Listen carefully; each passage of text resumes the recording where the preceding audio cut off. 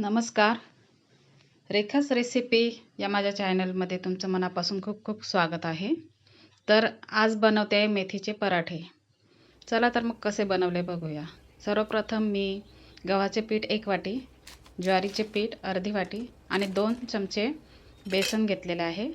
त्यात मी हिरवी मिरचीचा ठेचा टाकला आहे. त्यामध्ये लसूण, थोडंसं आलं आणि मिरची क्रश करून टाकलेली आहे. त्याचबरोबर चवीनुसार मी इथे मीठ टाकते आहे. सगळे साहित्य आपल्याला हे एकजीव करून टाकायचं आहे. थोडीशी शोप ही स्वादासाठी टाकते. ओवा क्रश करून टाकते. ओव्यामुळे पचायला पण हलकी होते. जिरं टाकते.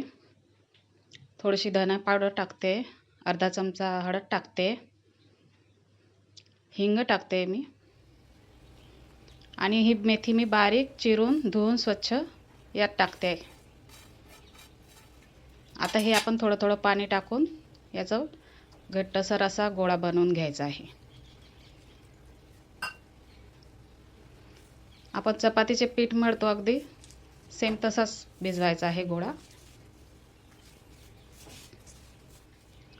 या पिठाला मी थोडंसं आता तेल लावून घेते. त्याच्यामुळे पिठाचा गोळा आणखी मऊ होईल आणि पराठे लाटायला थापायला आपल्याला सोपे होते. मी कॉटनचा कपडा घेतला आहे पोळपाटावर, त्याला ओला करून घेतला. आता हे पराठेचा एक गोळा घेऊन मी अशा प्रकारे बोटाच्या साहाय्याने थापते. हाताला चिकटत असेल तर थोडंसं पाणी तुम्ही लावू शकता हाताला. या बाजूला मी तवा ठेवलेला आहे. तेल लावून घेते तव्याला.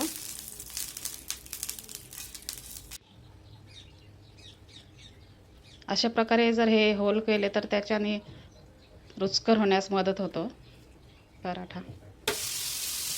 आता मी हा टाकून घेतला.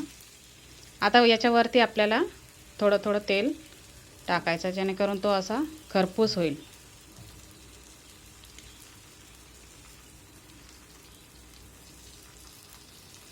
पूर्ण तव्यावर पण तेल टाकते.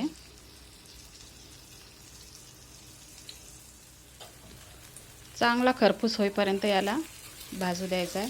आता मी हा उलटून टाकते. या बाजूने सुद्धा आपल्याला वरतून तेल लावून घ्यायचं आहे.